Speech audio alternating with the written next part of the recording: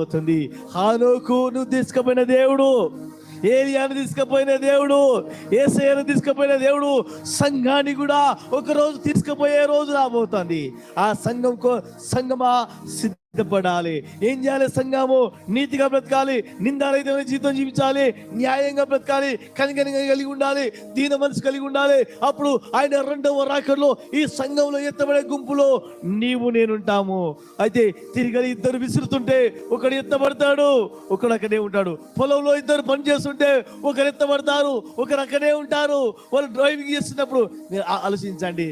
విమానం నడుపుతున్నవాడు యేసు ప్రభువు నమ్ముకొని ప్రార్థన చేసుకొని వాక్యానుసారంగా బ్రతుకుతుంటే ఆ విమానం పోతూ ఉంటే యేసయ్య రెండో రక్కడ పిలువగానే కడబూర స్వరం వినగానే ఆ ఆత్మ పోతే ఆ విమానం పని ఏమైతుందో ఒకసారి ఆలోచించండి. ప్రియ దేవుని బిడ్డలారా, హల్లెలూయా. నువ్వు దేవుని నమ్ముకున్నావు, వాక్యానుసారంగా బ్రతుకుతున్నావు, నువ్వు